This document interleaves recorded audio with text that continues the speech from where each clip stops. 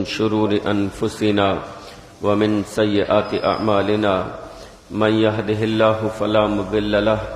ومن يضلله فلا هادي له وأشهد أن لا إله إلا الله وأشهد أن محمدا عبده ورسوله أما بعد فأعوذ بالله من الشيطان الرجيم بسم الله الرحمن الرحيم يا أيها الناس اتقوا ربكم الذي خلقكم من نفس واحدة وخلق منها زوجها وبث منهما رجالا كثيرا ونساء واتقوا الله الذي تساءلون به والأرحام إن الله كان عليكم رقيبا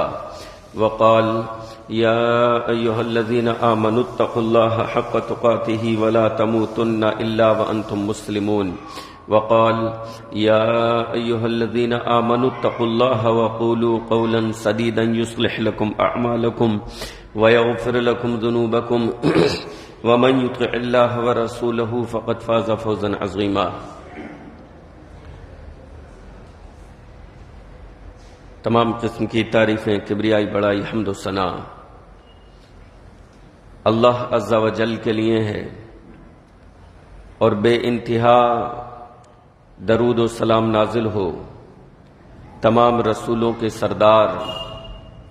آخری رسول جناب محمد الرسول اللہ صلی اللہ علیہ وسلم پر، جن کے ذریعے تمام انسانیت کو اللہ رب العالمین نے رہنمائی کے لیے جن کو بھیجا اور جن کے ذریعے ہمیں ہدایت ملی. عربی تاریخ جو ہے آج کی وہ 2 محرم ہے. 2 محرم 1445 ہجری. تو جس طریقے سے ہمیں عیسوی یاد ہوتا ہے، اسی طریقے سے ہمیں قمری تاریخ یا کہہ لیجئے ہجری تاریخ یا اسلامی تاریخ یہ یاد ہونی چاہیے. یہ اس کے نام ہے، اردو تاریخ نہیں. بعض لوگ اسے اردو تاریخ بولتے ہیں، تو اردو تاریخ نہیں ہے. یہ کیا ہے؟ ہجری تاریخ کہہ سکتے ہیں، قمری تاریخ کہہ سکتے ہیں، اسلامی تاریخ کہہ سکتے ہیں. لیکن بہرحال سب سے اہم جو ہے وہ اس کا نام وہ کیا ہے؟ ہجری تاریخ. تو اب جو سال چل رہا ہے وہ کون سا ہے؟ 1445 ہجری. 1445 ہجری. اور محرم کی آج 2 تاریخ ہے. لہذا آج کے خطبے میں محرم کی کے بعض فضائل جو شرعی چیزیں ہیں، جو شرعی اس کی حیثیت ہے، وہ آپ کے سامنے بیان کروں گا. سب سے پہلے یہ سمجھ لیں کہ محرم، ماہ محرم کی شریعت میں کیا حیثیت ہے. ماہ محرم کو یہ شرف حاصل ہے کہ یہ اسلامی کیلنڈر کا پہلا مہینہ ہے. اسلامی کیلنڈر کا، ہجری کیلنڈر کا پہلا مہینہ ہے. یعنی جس طریقے سے عیسوی سال جنوری سے شروع ہوتا ہے، اسی طریقے سے ہم مسلمانوں کا جو ہجری سال ہے، جو اسلامی سال ہے، وہ محرم کے اس مہینے سے شروع ہوتا ہے. اسلامی کیلنڈر، اسلامی سال اور دوسری اقوام کے جو سال ہیں ان سے منسوب جو کیلنڈر ہیں، ان میں فرق یہ ہے کہ دوسرے لوگوں کی جو تاریخیں شروع ہوتی ہیں وہ کسی نہ کسی ان کی عظیم شخصیت کی پیدائش سے وابستہ ہے. ان کی کسی بڑی شخصیت، کوئی مذہبی شخصیت یا اس دھرم کے فاؤنڈر، ان کی ولادت سے شروعات ہوتی ہے. یا پھر ولادت سے اگر شروعات نہ کریں تو کوئی اور ایسی فخریہ چیز ہوتی ہے کہ جس پر وہ لوگ خوشی کا اظہار کرتے ہیں. یعنی ان کی تاریخیں کہاں سے شروع ہوتی ہیں کہ جس میں دوسرے لوگوں پر ان کا فخر وہ اپنے فخریہ طور پر اس چیز کو پیش کریں. عام طور پر ایسا ہوتا ہے جیسے عیسوی سال جو سب سے زیادہ چلن میں ہے، حالانکہ عربوں میں تو ہجری بھی اسی طریقے سے چلن میں ہے، اپنے یہاں چلن میں نہیں ہے. اپنے یہاں زیادہ سے زیادہ مدارس میں عیسوی کے ساتھ ساتھ وہ بمطابق ہجری جو ہے اس کی سن لکھ دیتے ہیں، اور مدارس کی وجہ سے کم از کم الحمدللہ جہاں اور بہت ساری چیزیں باقی ہیں، وہیں جیسے اردو باقی ہے، اردو زبان بھی یہ اب وہیں باقی رہ گئی ہے. وہیں کے پڑھے لکھے لوگ، وہیں کے فارغین اس زبان سے وابستہ ہیں، اس زبان کو سمجھتے ہیں، اس زبان کے صحیح تلفظ کو سمجھتے ہیں، اس کو پڑھنے کا لکھنے کا شوق ہوتا ہے. تو اسی طریقے سے اسلامی کیلنڈر کی بھی اگر کچھ بو باقی ہے اپنے ان ملکوں میں تو وہ مدارس میں ہے. وہاں تو لکھا جاتا ہے عیسوی کے ساتھ ساتھ ہجری کا بھی، یا ہجری پھر بمطابق عیسوی. لیکن عربوں میں ہجری کا چلن ہے. تو عیسوی کی جو شروعات ہے، یہ جو وابستہ ہے تاریخ عیسوی سال کی، یہ حضرت عیسیٰ علیہ الصلوۃ والسلام کی پیدائش سے وابستہ ہے. عیسوی سال کی جو شروعات ہوئی وہ حضرت عیسیٰ علیہ الصلوۃ والسلام کی پیدائش سے. اسی طریقے سے یہودی جو تاریخ ہے ان کا جو سال شروع ہوتا ہے وہ فلسطین پر حضرت سلیمان علیہ الصلوۃ والسلام کے تخت نشین ہونے سے شروع ہوتا ہے. تو دیکھیے ایک بظاہر کیسی چیز ہے، فخریہ چیز، کہ حضرت سلیمان علیہ، یہودی یہ سمجھتے ہیں حضرت سلیمان تو ہمارے بھی ہیں، لیکن یہودی انہیں اپنے لیڈر کے طور پر، اپنے مذہبی پیشوا کے طور پر وہ یہ سمجھتے ہیں کہ گویا کہ ان کے ذریعے یہودی قوم کو سب پر جو ہے فتح حاصل ہوئی، اور یہودیوں کو یہ افتخار حاصل ہوا کہ ان کے پیشوا نے، ان کے رہنما نے، ان کے رہبر نے جو ہے فلسطین پر فتح کا پرچم بلند کیا اور وہاں پر وہ تخت نشین ہوئے. اسی طریقے سے رومی جو سال، ان کا جو سال شروع ہوتا ہے وہ فاتح سکندر، اس کی پیدائش سے وابستہ ہے. تو عام طور پر جو قوموں کی جو تاریخیں ہیں، جو ان کے خاص مذہبی سال ہیں، وہ ان کے مذہبی یا پیشوا یا کسی بڑی شخصیت کی ولادت سے وابستہ ہے، ولادت پر ہے، یا کسی ایسے واقعے پر جس کا عوام کے فائدے سے کوئی مطلب نہیں ہے، بلکہ ان کی اپنی شان و شوکت کو ظاہر کرتا ہے، کسی ایسی تاریخ سے وہ جو ہے وابستہ ہے. لیکن اسلامی تاریخ جو شروع ہوتا ہے وہ جس چیز کی طرف منسوب ہے وہ نسبت ہے واقع ہجرت کی طرف. پیارے نبی علیہ الصلوۃ والسلام نے اور مسلمانوں نے جو ہجرت کی تھی اس کی طرف منسوب ہے. اس کی شروعات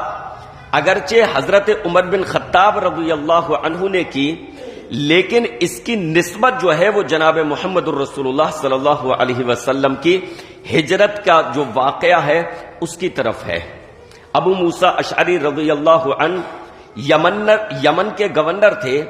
تو ان کے پاس پیارے نبی حضرت عمر بن خطاب رضی اللہ عنہ کے خطوط آیا کرتے تھے،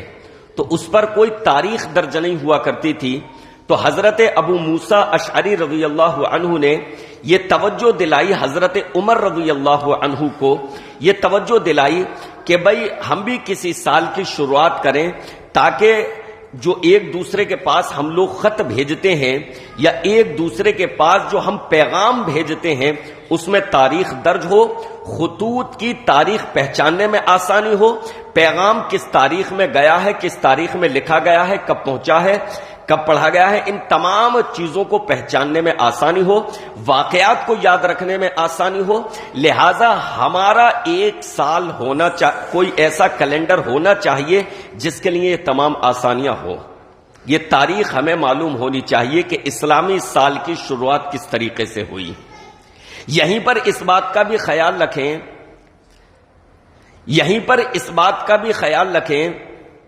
کہ اس وقت میں عیسوی سال تھا اور دیگر کیلنڈر تھے، لیکن اس کے باوجود صحابہ نے غیر اقوام کے کیلنڈر کو ترجیح نہیں دی. آج تو اپنے یہاں کی لکھت پڑھت سب اسی میں ہو رہی ہے. تو عام سب کی ایک طرح سے کہہ لیجئے مجبوری بن گئی ہے، لیکن ان کے سامنے نمونے موجود تھے، دوسری اقوام کے کیلنڈر موجود تھے، لیکن اس کے باوجود انہوں نے اپنی حیثیت کو قائم رکھا، انہوں نے اپنی پہچان کو منوایا کہ ہم وہ ہیں جو اپنا کیلنڈر خود مرتب کریں گے، ہم دوسروں پر تکیہ نہیں کریں گے، ہم دوسروں کا سہارا نہیں لیں گے، ہم دوسروں کو کاپی نہیں کریں گے، بلکہ ہمارا اپنا کیلنڈر ہوگا۔ لہذا حضرت عمر رضی اللہ عنہ نے صحابہ کو جمع کیا اور سب لوگوں سے مشورہ کیا کہ اسلامی کیلنڈر مرتب کیا جائے، لیکن مسئلہ یہ ہے اور مشورہ یہ ہے کہ اس کی شروعات کہاں سے ہو۔ کیا اس کی شروعات جناب محمد الرسول اللہ صلی اللہ علیہ وسلم کی پیدائش سے کی جائے؟ کیا اس کی شروعات نبی علیہ السلام پر جب وحی نازل ہوئی تب سے کی جائے؟ کیا اس کی شروعات رمضان المبارک سے کی جائے؟ اس کی شروعات ربیع الاول سے کی جائے؟ اس کی شروعات معراج کے واقعے سے کی جائے؟ آخر اسلامی کیلنڈر کی ہم ابتدا کب سے کریں؟ تو مشورہ یہ ہوا کہ ہمارا اسلامی سال جو ہوگا اس کیلنڈر کی ابتدا کریں گے ہم واقع ہجرت سے، اور ہمارے اسلامی کیلنڈر کا پہلا یہ مہینہ یا اس کی نسبت کسی شان و شوکت، کسی غرور و تکبر کی یاد نہیں دلائے گی، یہ کسی بڑی شخصیت کی ولادت کی کو یاد نہیں دلائے گی، بلکہ اس کی نسبت یاد دلائے گی بے کسوں کی بے کسی کو، اس کی نسبت یاد دلائے گی مظلوموں کی مظلومیت کو۔ واقع ہجرت یہ وہ واقعہ ہے کہ جس میں مسلمانوں کو اپنا وطن چھوڑنا پڑا، جس میں مسلمانوں کو اپنا گھر بار چھوڑنا پڑا، وہ ستائے ہوئے وہ ظلم و ستم کی چکی میں پسے ہوئے ان کو اپنا وطن چھوڑنے پر مجبور ہونا پڑا، لیکن انہوں نے اسلام کی خاطر اپنے وطن کو چھوڑا، اپنے گھر بار کو چھوڑا، اپنے مال اور اثاثہ کو چھوڑا، سب کچھ انہوں نے چھوڑنا گوارا کیا۔ گویا کہ اسلامی کیلنڈر کی ابتدا اور اسلامی سال کی نسبت یہ یاد دلائے گی مظلوموں کی مظلومیت کو، لاچاروں کی لاچاری کو، بے کسوں کی بے کسی کو، اور یہ یاد دلائے گی کہ کس طریقے سے اسلام کے پہلے گروہ نے، کس طریقے سے نبی علیہ السلام کے صحابہ نے اسلام کی خاطر ہجرت کی تھی۔ تو اس کی نسبت ہوئی ماہ ہجری سال یہ کہلایا، اور اس کی شروعات ہوئی ماہ محرم سے۔ ماہ محرم کیونکہ ذوالحجہ کے آخر میں ہجرت کی پوری پلاننگ ہو چکی تھی، اور اس کے بعد ہجرت کے بعد جو سب سے پہلا چاند نظر آیا وہ محرم کا تھا، لہذا اسلامی سن اور اسلامی کیلنڈر کی ابتدا محرم کے مہینے سے قرار پائی۔ اس میں ایک اور حکمت، ایک تو یہ کہ ہجرت یہ اسلامی تاریخ کی ابتدا یہ یاد دلاتی ہے مظلوموں کی مظلومیت کو، لاچاروں کی لاچاریت کو، بے کسوں کی بے کسی کو، کہ کس طریقے سے وہ مظلومانہ حالت میں اسلام کی خاطر اپنے وطن کو چھوڑ کر، کوئی ننگے پاؤں، کوئی سواری پر سوار، بھوکے پیاسے لٹے ہوئے ستائے ہوئے، کس طریقے سے انہوں نے ہجرت کی، اس چیز کو یہ یاد دلاتی ہے اسلامی کیلنڈر کی ابتدا۔ اور دوسری چیز یہ کہ واقع ہجرت جو ہے یہ دراصل اسلامی انقلاب کے عروج کا جو ہے نقطہ عروج جسے کہتے ہیں اردو میں، نقطہ عروج ہے۔ یہاں سے ابتدا ہوئی ہے، یہاں سے شروعات ہوئی ہے۔ اگر آپ حالات پر نگاہ ڈالیں تو پتہ یہ چلے گا کہ جب پیارے نبی علیہ السلام اور صحابہ نے ہجرت کی مکہ سے مدینے کی طرف، وہیں سے گویا کہ اسلامی عروج کی شروعات ہو جاتی ہے، وہیں سے ان کو اپنی طاقت جمع کرنے کا موقع مل جاتا ہے۔ تو واقع ہجرت اسلامی تاریخ میں سب سے اہم ہے، کیونکہ اسی کی وجہ سے فتح مکہ ہوتا ہے، اسی کی وجہ سے مسلمانوں کو ایک جگہ اپنی طاقت کو جمع کرنے کا موقع ملتا ہے. اسی کی وجہ سے مدینے میں جو ہے ایک طرح سے مسلمان سیٹل ہو جاتے ہیں اور ان کو اپنی توانائی جمع کرنے کا موقع ملتا ہے، جنگ کی تیاریاں کرنے کا موقع ملتا ہے، ظالم کا مقابلہ کرنے کا موقع ملتا ہے. تو ہجرت کا واقعہ جو ہے یہ اسلامی تاریخ میں انتہائی اہم ہے، انتہائی اہم ہے ہجرت کا واقعہ اسلامی تاریخ میں. لہذا اسلامی سال کی ابتدا جو ہوئی وہ ہجری کہلائی اور ماہ محرم سے اس کی شروعات ہوئی. میرے بھائیوں، محرم کے مہینے میں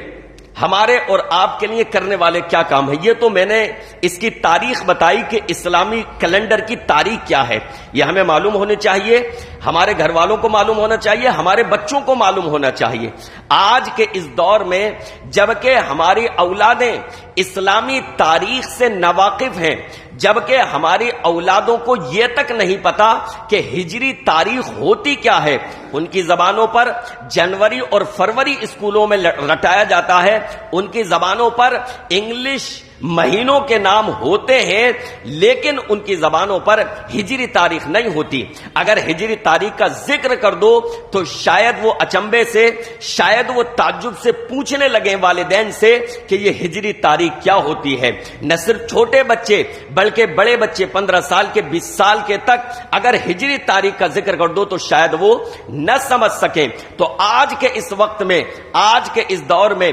ضرورت ہے کہ اسلامی تاریخ سے ہم اپنے بچوں کو روشناس کروائیں، اسلامی تاریخ سے ہم اپنے بچوں کو واقف کروائیں اور ان کو بتائیں کہ اسلامی کیلنڈر کیا ہے، اسلامی تاریخ کیا ہے، اس کی ابتدا کیسے ہوئی ہے، اس کی شروعات کیسے ہوئی ہے.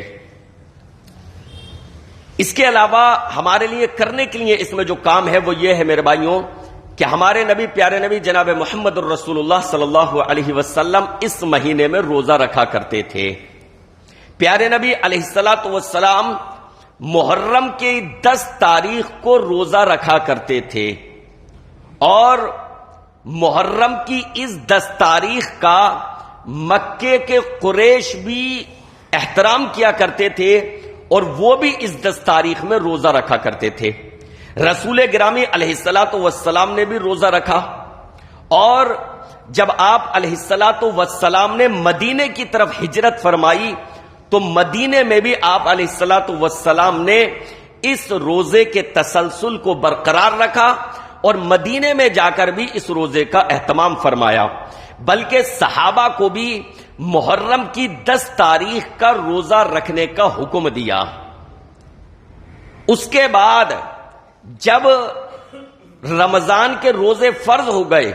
گویا کہ آپ علیہ الصلوۃ والسلام کا محرم کی 10 تاریخ کا روزہ رکھنا یہ تاکیدی طور پر تب تک تھا جب تک رمضان کے روزے فرض نہیں ہوئے تھے. اس وقت تک اس قدر اہتمام تھا جیسے یہ فرض ہو، لیکن جب رمضان کے روزے فرض ہو گئے تو آپ علیہ الصلوۃ والسلام نے فرمایا من شاء صامہ ومن شاء ترکہ، جو چاہے وہ محرم کی 10 تاریخ کا روزہ رکھے اور جو چاہے نہ رکھے. مطلب یہ ہے کہ آپ علیہ الصلوۃ والسلام نے اس کو واجب یا فرض قرار نہیں دیا، البتہ پیارے نبی علیہ الصلوۃ والسلام کی سنت کے طور پر، بلکہ اس کے جو فضائل وارد ہوئے ہیں ان کی بنیاد پر ان کو مستحب کہا جانا چاہیے. استحباب کی وجہ سے یہ روزے ابھی بھی ہمیں اور آپ کو رکھنے چاہیے.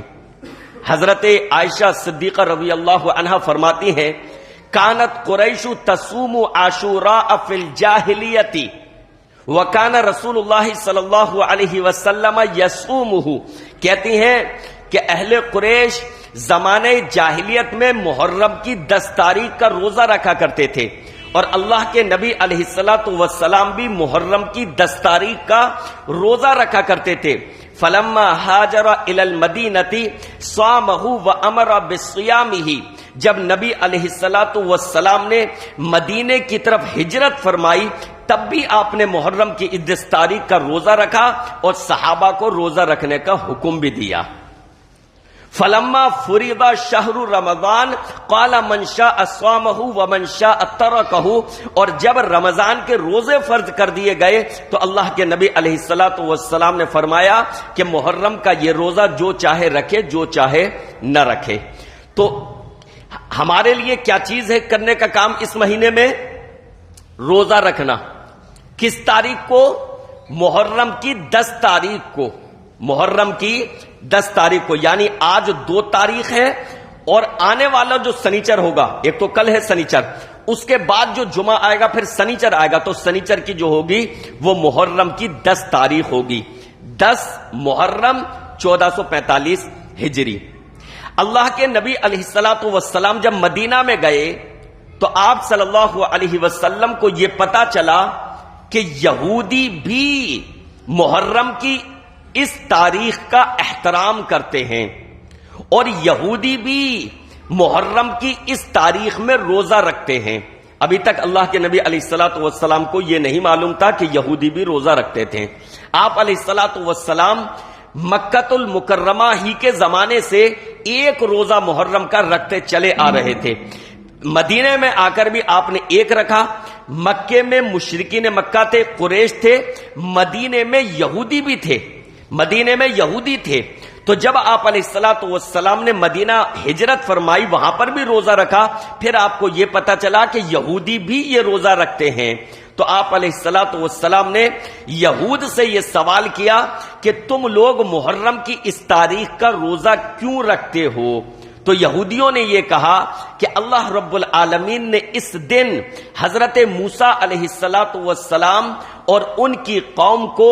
فرعون کے ظلم سے نجات دی تھی، اور اسی دن فرعون اور اس کے لاؤ لشکر کو اللہ نے ڈبو دیا تھا۔ فصامہ شکرن، حضرت موسیٰ علیہ السلام نے شکرانے کے طور پر اس تاریخ کا روزہ رکھا تھا، لہذا ہم بھی روزہ رکھتے ہیں۔ یہودیوں نے وجہ کیا بتائی کہ اللہ رب العالمین نے حضرت موسیٰ اور ان کی قوم کو، یعنی خود اپنے بارے میں کہہ رہے تھے وہ کہ یہودیوں کو اللہ تعالیٰ نے اسی تاریخ میں فرعون کے ظلم و ستم سے نجات دی تھی، اور اسی تاریخ میں اللہ تعالیٰ نے فرعون اور اس کے لاؤ لشکر کو غرقاب کر دیا تھا، سمندر میں ڈبو دیا تھا۔ لہذا حضرت موسیٰ علیہ السلام نے اللہ کا شکر ادا کرنے کے طور پر محرم کی 10 تاریخ کا روزہ رکھا تھا، لہذا حضرت موسیٰ کی پیروی کرتے ہوئے ہم بھی محرم کی 10 تاریخ کا روزہ رکھتے ہیں۔ پیارے نبی علیہ السلام نے ان کی اس بات کو سنا، بہرحال جو روزہ آپ رکھ رہے تھے اس کو آپ نے جاری رکھا، لیکن یہودیوں سے ایک بات کہی، فَنَحْنُ أَحَقُّ وَأَوْلَى بِمُوسَىٰ مِنْكُمْ، موسیٰ کے تم سے زیادہ ہم قریبی ہیں، موسیٰ کے تم سے زیادہ ہم حقدار ہیں۔ یہ بات اللہ کے نبی علیہ السلام نے کیوں فرمائی؟ اس وجہ سے کہ یہود حضرت موسیٰ کا نام ضرور لیتے تھے اور آج کے وقت میں بھی نام ضرور لیتے ہیں، لیکن حضرت موسیٰ علیہ السلام کی جو تعلیم تھی اس پر وہ عمل نہیں کرتے۔ حضرت موسیٰ نے توحید کی دعوت دی لیکن وہ توحید کو نہیں مانتے، حضرت عزیر کو اللہ کا بیٹا مانتے ہیں۔ حضرت موسیٰ نے آخری رسول کی پیشن گوئی کی لیکن وہ آخری رسول جناب محمد الرسول اللہ صلی اللہ علیہ وسلم پر ایمان نہیں لائے۔ حضرت عیسیٰ نے توحید کی دعوت دی، نصرانی حضرت عیسیٰ کو نہیں مانتے، نصرانی حضرت عیسیٰ کی اس توحید کو نہیں مانتے۔ آخری حضرت عیسیٰ نے آخری رسول کی پیشن گوئی کی لیکن نصرانی عیسائی حضرت عیسیٰ علیہ السلام کی اس پیشن گوئی کو قبول نہ کر سکے۔ تو قریبی کون ہوا؟ ان نبیوں کے قریبی کون ہوئے؟ ہم مسلمان، کہ ہم ان تمام نبیوں کا احترام کرتے ہیں، حضرت سلیمان کا احترام کرتے ہیں، حضرت موسیٰ کا احترام کرتے ہیں، حضرت عیسیٰ کا احترام کرتے ہیں، اور آخری رسول جناب محمد الرسول اللہ صلی اللہ علیہ وسلم کو آخری رسول کے طور پر ہم ان پر ایمان لاتے ہیں اور ان کی اتباع اور پیروی کرتے ہیں۔ تو قریبی تو ہم ہوئے کہ ہم سارے نبیوں کو مانتے ہیں، ان کی تعلیم کو مانتے ہیں، انہوں نے جن آخری رسول کی پیشن گوئی کی تھی ان پر بھی ایمان لائے ہیں اور اتباع اور پیروی آخری رسول کی کرتے ہیں، اللہ رب العالمین کے اصول کے مطابق، اللہ کے فرمان کے مطابق۔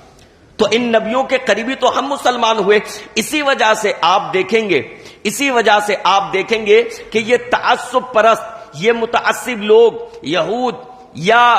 عیسائی، ان کے یہاں یہ واقعات تو مل جائیں گے کہ وہ قرآن مجید کی توہین کر رہے ہیں، انہوں نے قرآن مجید کو جلا دیا، لیکن کسی مسلمان کو آپ یہ نہیں پائیں گے کہ وہ بائبل کو آگ لگائے یا وہ انجیل کو جلائے۔ کیوں؟ اس وجہ سے کہ وہ یہ سمجھتا ہے کہ اگرچہ انجیل اور بائبل میں تحریف ہو گئی ہے، لیکن اس کے باوجود ایک وہ مطلق عقیدہ یہ رکھتا ہے کہ یہ اللہ رب العالمین کی اتاری ہوئی کتابیں تھیں، جس میں انہوں نے اگرچہ تحریف کر دی، رد و بدل کر دیا، لیکن بہرحال انجیل نام سے اور توریت نام سے اللہ رب العالمین نے کتاب نازل فرمائی تھی۔ ممکن ہے تحریف بہت کچھ ہو چکی، لیکن اس میں کچھ اصل بھی باقی ہو۔ مسلمان کو کبھی نہیں پائیں گے کہ وہ انجیل کا کوئی نسخہ جلائے یا توریت کا کوئی نسخہ جلائے، جبکہ اہل یہود کو آپ یہ پائیں گے، عیسائیوں کو آپ یہ پائیں گے کہ وہ قرآن کی توہین کر دیتے ہیں، قرآن کو جلا دیتے ہیں، جیسا کہ حال میں سویڈن کا واقعہ پیش آیا، اور اس کے بعد ایک یہ واقعہ بھی پیش آیا کہ ایک مسلمان نے انہیں آئینہ دکھانے کے لیے سویڈن حکومت سے یہ اجازت مانگی کہ میں بھی جو ہے بائبل کو جلانا چاہتا ہوں۔ سویڈن حکومت نے اجازت دے دی اس بنا پر کہ ورنہ دنیا کیا کہے گی کہ بھائی جب قرآن کو جلانے کی اجازت مانگی گئی تھی تو انہوں نے اجازت دے دی تھی، اور حوالہ یہ دیا تھا کہ ہمارے یہاں سب کو آزادی ہے، اب اگر ہم اس مسلمان کو اجازت نہیں دیں گے تو دنیا کہے گی کہ آپ تو صرف ایک طرف والوں کو اجازت دیتے ہیں، ہر ایک کو ایسی اجازت نہیں دیتے۔ مسلمان نے اجازت مانگی، وہ بائبل اپنے ساتھ بھی لے کر گیا، وہ لائٹر بھی ساتھ لے کر گیا، اور جلانے کے لیے جیب سے نکالا بھی، اس کی سیکورٹی بھی تھی، سویڈن نے بظاہر وہ تمام چیزیں کر رکھی تھیں، اور تمام تیاریوں کے باوجود اس نے اپنا لائٹر پھینک دیا اور یہ کہا کہ میں مسلمان ہو کر بائبل کو کیسے جلا سکتا ہوں، میں مسلمان ہو کر انجیل کو کیسے جلا سکتا ہوں، ہم تو ان کتابوں کے بارے میں یہ نظریہ اور عقیدہ رکھتے ہیں کہ یہ اللہ کی طرف سے اتاری گئی تھی، اگرچہ ان میں رد و بدل کر دیا گیا۔ تو مسلمان حضرت موسیٰ، حضرت عیسیٰ، حضرت سلیمان کے زیادہ قریبی ہوئے۔ اسی وجہ سے آپ دیکھیں گے کہ عیسائی یا یہودی پیارے نبی علیہ الصلوۃ والسلام کا کارٹون بنا کر ان کی توہین کر دیتے ہیں، اور یہ واقعات ہوئے ہیں، لیکن کسی مسلمان کو آپ کبھی نہیں پائیں گے کہ اس نے حضرت عیسیٰ کی توہین کی ہو، یا اس نے حضرت موسیٰ کی توہین کی ہو، یا اس نے حضرت عزیر کو برا کہا ہو، یا اس نے حضرت سلیمان کی توہین کی ہو۔ کیوں؟ اس وجہ سے کہ ہم ان تمام کو اللہ کے پیغمبر کے طور پر دیکھتے ہیں، اللہ کے پیغمبر نبی کے طور پر ہم ان پر ایمان لائے ہیں۔ تو اللہ کے نبی علیہ الصلوۃ والسلام نے یہی فرمایا، فَنَحْنُ أَحَقُّ وَأَوْلَى بِمُوسَىٰ مِنْكُمْ، اے یہودیوں، موسیٰ کے ہم تم سے زیادہ قریبی ہیں۔ تم روزہ رکھتے ہو حضرت موسیٰ کی پیروی میں، ان سے قربت کا دعویٰ کرتے ہو، ان کے نزدیکی ہونے کا دعویٰ کرتے ہو، موسیٰ کے تم سے زیادہ ہم قریبی ہیں۔ اور اللہ کے نبی علیہ الصلوۃ والسلام نے اس کے بعد پھر یہ فیصلہ فرمایا کہ کیونکہ یہودی بھی یہ روزہ رکھتے ہیں محرم کی 10 تاریخ کا، لہذا اگلے سال میں 9 تاریخ کا بھی روزہ رکھوں گا، تاکہ یہودیوں سے ہمارا امتیاز پتہ چل جائے۔ بھئی یہودی 10 تاریخ کا رکھتے ہیں، ہم بھی صرف ایک ہی روزہ 10 تاریخ کا رکھیں تو مشابہت ہو جائے گی، گڈ مڈ حق اور باطل گڈ مڈ ہو جائے گا، اور حق اور باطل گڈ مڈ نہیں ہونا چاہیے، امتیاز ہونا چاہیے کہ یہ ان کا عمل ہے اور یہ اہل اسلام کا عمل ہے۔ تو اللہ کے نبی علیہ الصلوۃ والسلام نے فرمایا، لئن بقیت الی قابل لأصومن التاسع، کہ اگر میں اگلے سال حیات رہا تو میں محرم کی 10 تاریخ کا بھی روزہ رکھوں گا۔ لیکن حضرت عبداللہ ابن عباس رضی اللہ عنہما فرماتے ہیں اگلا سال نہ آ سکا تھا، یعنی محرم کی یہ تاریخیں نہ آ سکی تھی کہ پیارے نبی علیہ الصلوۃ والسلام کی وفات ہو گئی، لیکن اللہ کے نبی علیہ الصلوۃ والسلام نے آرزو فرمائی، اور آرزو فرمانے کا مطلب یہ ہے کہ اللہ کے نبی علیہ الصلوۃ والسلام نے باقاعدہ اس کو جاری فرما دیا،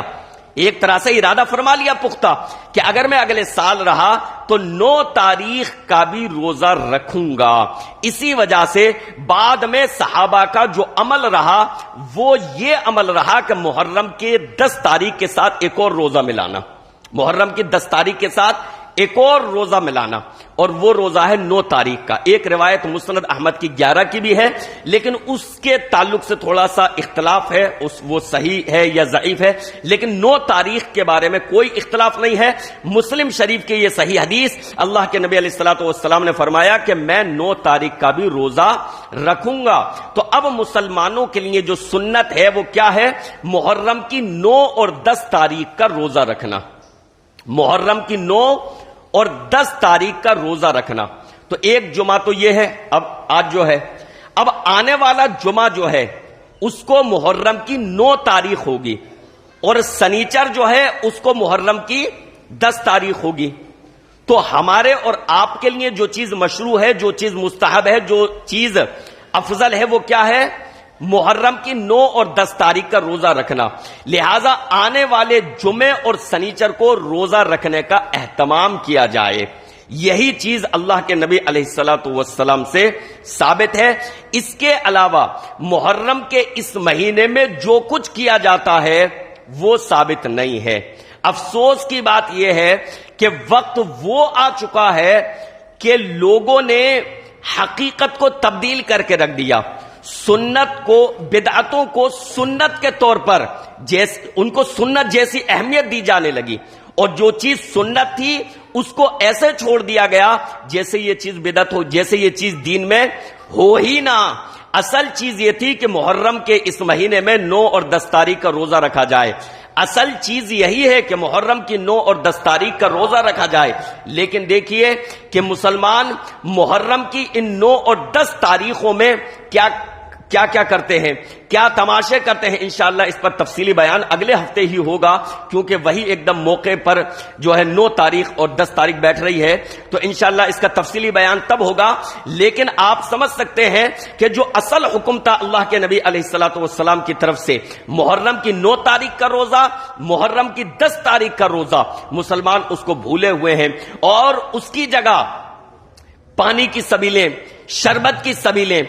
شربت کی سبیلیں اور لوگوں کو شربت پلانا اور شیرین تقسیم کرنا، بریانی تقسیم کرنا، یعنی کہ روزے کا کھیل تماشا بنا لیا گیا۔ ایک تو یہ ہے کہ آپ اپنے طور پر روزہ نہیں رکھ رہے، یہ الگ میٹر ہے، آپ اس کی فضیلت کے قائل ہیں، آپ اس چیز کے قائل ہیں کہ اللہ کے نبی علیہ الصلوۃ والسلام نے محرم کی 10 تاریخ کا روزہ رکھا، 9 کا ارادہ فرمایا، یعنی 9 اور 10 کا روزہ ہے، آپ اس فضیلت کو سمجھتے ہیں، مانتے ہیں، لیکن اپنی کسی عذر کی بنا پر آپ نے روزہ نہیں رکھا۔ ایک مسئلہ تو یہ ہے، اور ایک چیز یہ ہے کہ آپ روزہ بھی نہ رکھیں اور باقاعدہ روزے کی مخالفت جیسے کام کریں کہ کھلے عام سڑکوں پر پانی پلایا جائے، شربت پلایا جائے، شیرینی تقسیم کی جائے، مٹھائیاں بانٹی جائیں، بریانیاں بنوا کر لٹوائی جائیں، ایک ہے یہ کام کرنا۔ تو اس طریقے کے کام کرنا تو گویا کہ پیارے نبی علیہ الصلوۃ والسلام کے طریقے اور سنت کا مذاق اڑانا ہے، اس کا تماشا بنانا ہے۔ تو آپ دیکھ سکتے ہیں کہ مسلمانوں نے اصل چیز کو کس طریقے سے چھوڑ دیا، اور جو چیز نقل تھی، جو چیز اسلام میں ہے ہی نہیں، جو چیزیں بعد کی ایجاد ہیں، جو چیزیں بعد کی پیداوار ہیں، ان چیزوں کو مسلمانوں میں کس طریقے سے مقبولیت حاصل ہو گئی، ان چیزوں کو مسلمانوں میں کس طریقے سے شہرت حاصل ہو گئی کہ اگر آج مسلمان ان کی ان خرافات میں اگر کوئی شخص شریک نہیں ہوتا ہے تو یہ سمجھتے ہیں کہ ان کو نبی کے گھر والوں سے محبت نہیں ہے، ان کو اہل بیت سے محبت نہیں ہے، ان کو نواسے رسول سے محبت نہیں ہے۔ یعنی جو ان کی خرافات میں شریک نہ ہو، جو شخص وہ غلط چیزیں، وہ غلط حرکتیں، وہ غیر انسانی حرکتیں، جو شخص وہ کام انجام نہ دے یا ان چیزوں پر خوش نہ ہو، تو سمجھا جاتا ہے کہ نبی کے گھر والوں سے انہیں محبت نہیں ہے، انہیں نواسے رسول سے محبت نہیں ہے۔ اس پر تفصیلی گفتگو انشاءاللہ العزیز اگلے ہفتے کہ نواسے رسول سے ہمیں محبت ہے یا نہیں، اور نواسے رسول سے محبت کا مطلب کیا ہے، انشاءاللہ العزیز اگلے ہفتے آئے گی۔ اللہ رب العالمین سے دعا ہے کہ رب العالمین ہمیں شریعت کے صحیح احکام پر عمل کرنے کی توفیق عطا فرما، پیارے نبی علیہ الصلوۃ والسلام کا جو طریقہ ہے اس پر چلنے کی توفیق عطا فرما، اور نئی چیزوں سے، بدعات سے، خرافات سے جس کا پیارے نبی علیہ الصلوۃ والسلام کی شریعت سے کوئی تعلق نہیں، نواسے رسول کی محبت سے اس کا کوئی تعلق نہیں، اللہ رب العالمین اس چیز سے ہمیں بچنے کی توفیق عطا فرمائے۔ اللہ جہالت سے مسلمانوں کو بچائے، بے علمی سے مسلمانوں کو بچائے، اور سنت رسول کا پابند رہنے کی توفیق عطا فرمائے، آمین یا رب العالمین۔ وصلی اللہ تعالی علی رسول خیر خلقہ محمد وآلہ واصحابہ اجمعین برحمتک یا ارحم الراحمین۔